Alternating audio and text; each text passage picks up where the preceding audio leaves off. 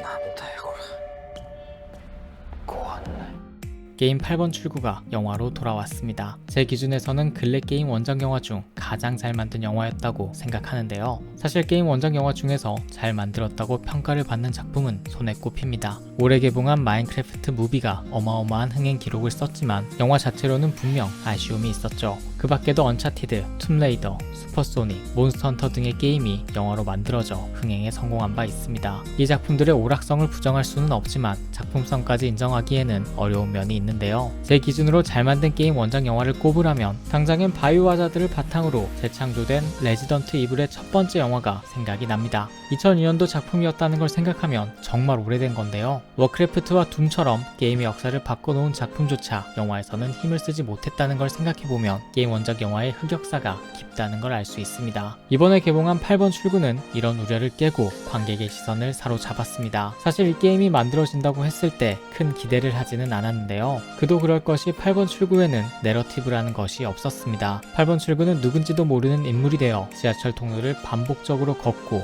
그 안에서 틀린 그림을 찾듯 이상현상을 발견하는 게임이었죠. 이 게임을 리미널 스페이스 장르로 분류하기도 하는데요. 이 장르는 익숙한 장소를 텅 비게 만들어 낯설게 보이게 하고 거기서 공포심을 느끼게 합니다. 아무튼 8번 출구는 기괴한 이미지 속에서 긴장감을 만들고 퍼즐적인 요소로 재미를 추구하는 게임이었습니다. 사실상 영화로 만들며 이야기를 새롭게 창조해야 했던 거죠. 그리고 그 이야기 속에 게임의 설정을 녹여내야 했기 때문에 고민해야 할 지점이 많았습니다. 영화로 만들어진 8번 출구는 올해 칸 영화제 미드나잇 스크리닝 부분에 초대되며 화제가 됐는데요. 영화에 대한 정보를 알 수 없었고 반복되는 통로를 걷는 행위를 통해 치매를 표현했다는 내용을 건너 들었던 것 같습니다. 실제 영화와 다르기는 했지만 치매라는 설정으로 내러티브를 풀었어도 개연성을 획득할 수는 있었을 거란 생각을 조심스럽게 해봅니다. 실제로 개봉한 8번 출구는 게임이 보여준 반복해서 걷는다라는 설정을 크게 두 가지를 표현하기 위해 활용했습니다. 하나는 익숙한 캐릭터를 통해 메시지를 전했는데요. 게임에서 유일한 NPC였던 걷는 아저씨는 반복적인 일상에 피폐해져가는 현대인들의 모습을 보여주기 위해 활용됐습니다. 1차원적인 표현이라 말할 수도 있지만 집과 직장을 반복적으로 오가며 출퇴근의 늪에 빠져있는 우리의 모습을 돌아보게 한다는 점에서 공감할 수 있었던 부분인데요. 여기서 이 캐릭터와 함께 말하고 싶은 건 원작과의 싱크로율입니다. 8번 출구는 원작과 구분하기 힘들 정도로 이미지 구현을 잘했습니다. 원작이 있는 작품을 다른 매체로 옮길 때 싱크로율은 팬들이 중요시하는 부분 중 하나인데요. 8번 출구는 이 부분을 완벽하게 해냈습니다. 덕분에 원작을 즐긴 팬들은 익숙하면서도 반가운 이미지를 큰 스크린을 통해 만날 수 있어 즐거울 겁니다. 저는 스크린 X관에서 관람했는데 몰입도가 엄청 높았습니다. 그리고 8번 출구는 영화로 옮기면서 몇 가지 요소를 더 추가했고 이는 곧 말할 영화의 주제적인 부분과 잘 이어지며 시너지를 냈습니다. 이번 영화의 메인 캐릭터는 멀어진 연인이 자신의 아이를 갖게 됐다는 소식을 받게 된 남자입니다. 이 남자는 아이를 갖는 것에 대한 두려움이 있었고 그래서 임신 소식에 불안한 모습을 보이죠. 8번 출구는 이 남자의 혼란스러운 심리 상태를 묘사하는데 게임의 설정을 활용합니다. 이러지도 저러지도 못하는 남자의 심리를 끝없이 이어져 탈출할 수 없는 미궁으로 표현했죠. 그리고 남자는 통로를 반복해서 걸으며 낙태와 관련된 이미지, 유기된 아이, 부모를 잃은 아이의 모습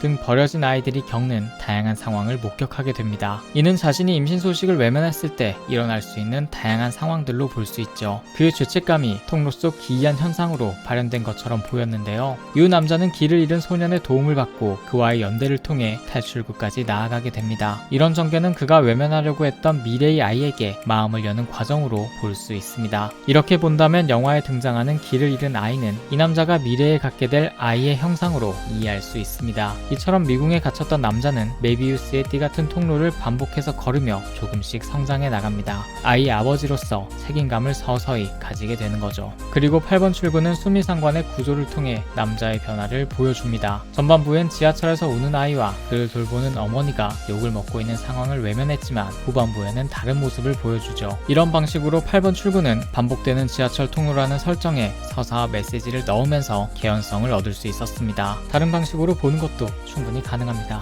인물들의 정보가 비어있어 관객이 채워갈 부분도 많죠. 앞에서 치매로 이 현상을 풀어내면 어떨까 라고 말씀을 드렸는데 그렇게 기억과 관련된 이야기로 풀어도 새로운 이야기가 완성됩니다. 남자가 통로에서 만나게 되는 기이한 현상이 이미 일어난 일이고 그 기억 속을 헤매고 있다는 것으로 풀어볼 수도 있죠. 남자가 과거 임신 소식을 외면하고 도망쳤다가 이후 비극적인 일을 겪었다는 이야기로 채워갈 수 있습니다. 이렇게 되면 영화의 미궁은 그의 죄책감이 발현된 것으로 의미가 조금 달라지죠. 아니면 통로에서 만났던 소년이 유년기 남자의 모습이라고 보는 방법도 있습니다. 그가 부모로부터 버림받았고 그 트라우마 때문에 종종 미궁 속을 헤매게 된다고 생각해 볼 수 있습니다. 이렇게 이야기의 결을 변주해도 영화의 주제와 메시지는 크게 바뀌지 않는다는 점이 흥미롭습니다. 여러분이 8번 출구의 공백을 어떻게 채워갔을지 궁금하네요. 물론 영화가 메시지를 직설적으로 강요하고 있어 영화의 구성이나 전개가 세련된 방식처럼 보이지는 않았습니다. 이는 원작 게임의 설정을 어떻게든 이야기에 넣어야 하는 숙제 때문에 오는 자기적인 요소로 보이기도 했습니다. 그럼에도 8번 출구는 이야기를 완전히 새롭게 만들어냈고 원작이 갖지 못한 작품의 의미까지 만들어내며 원작을 확장하는 데 성공했습니다. 원작이 있는 작품은 단순히 이식만 잘해도 좋은 평가를 받을 수 있는데 8번 출구는 원작 이상의 것을 추구하고 또 해냈습니다. 이런 이유로 8번 출구가 최근 본 게임 원작 영화 중